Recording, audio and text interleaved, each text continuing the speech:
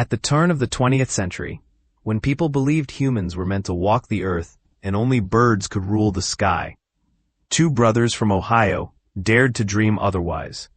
Their names were Wilbur and Orville Wright, the men who would teach the world to fly. Wilbur Wright was born on April 16, 1867, near Millville, Indiana, and his younger brother, Orville, was born on August 19, 1871, in Dayton, Ohio.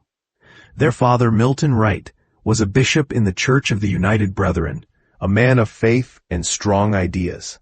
Their mother, Susan Catherine Kerner Wright, was the real engineer of the family, creative, practical, and brilliant with her hands. She built toys, machines, and tools at home.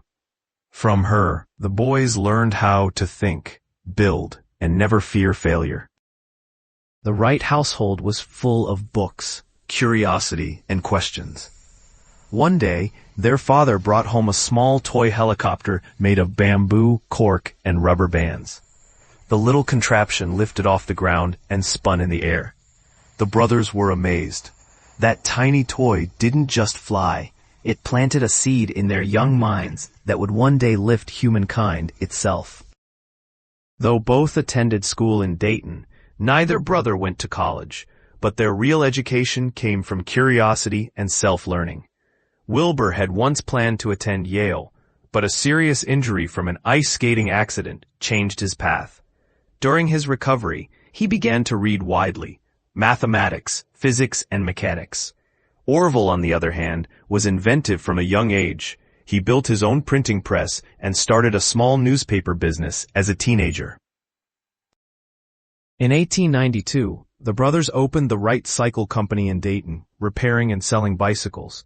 It was a time when bicycles were the cutting-edge technology of mobility, and through repairing them, the Wrights learned about balance, friction, gears, and materials. These same lessons would later become the foundation of their flying machines. But the dream of flight never left their minds. They devoured every article, book, and report written by earlier aviation pioneers like Otto Lilienthal, Octave Chanute, and Sir George Cayley.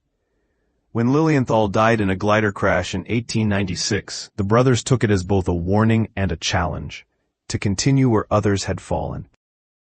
By 1899, the Wright brothers began experimenting with flight themselves. They built small kites and gliders to understand how air moved over wings.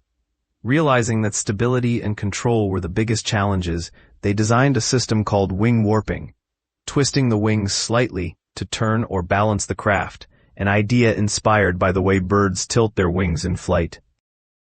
In 1900, they traveled to Kitty Hawk, North Carolina, a remote coastal area with strong, steady winds and soft sand for landing.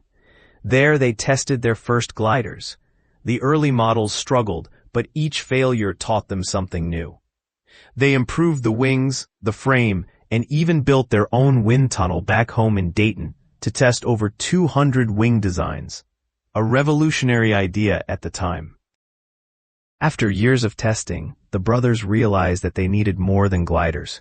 They needed power, so they designed their own lightweight gasoline engine with help from their mechanic Charlie Taylor. They even built custom wooden propellers after discovering that propellers worked like rotating wings, a concept no one fully understood before them. Finally, on December 17, 1903, history was made. On the windswept dunes of Kitty Hawk, Orville Wright took the controls of the Wright Flyer, a biplane made of spruce wood and muslin cloth, powered by their handmade engine.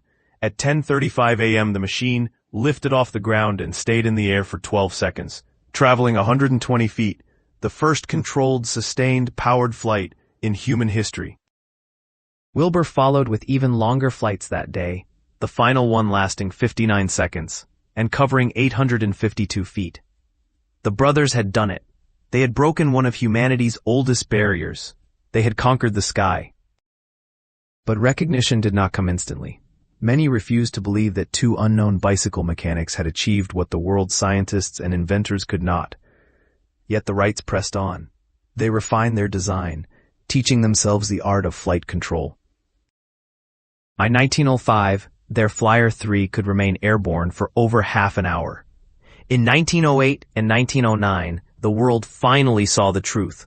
when the Wright brothers demonstrated their aircraft for the U.S. Army and the public in France. The crowds were stunned as their plane gracefully circled the air, turning, climbing, and gliding like a bird. The impossible had become real. Wilbur Wright died in 1912, only 45 years old from typhoid fever. Orville lived until 1948, long enough to see airplanes cross oceans, carry passengers, and even fly into war and peace. The Wright brothers' invention didn't just change travel, it changed the world. Their courage and persistence turned the human dream of flight into reality. From a small bicycle shop in Dayton to the skies over Kitty Hawk, they proved that genius has no limits and that the power of imagination can lift humanity to new heights.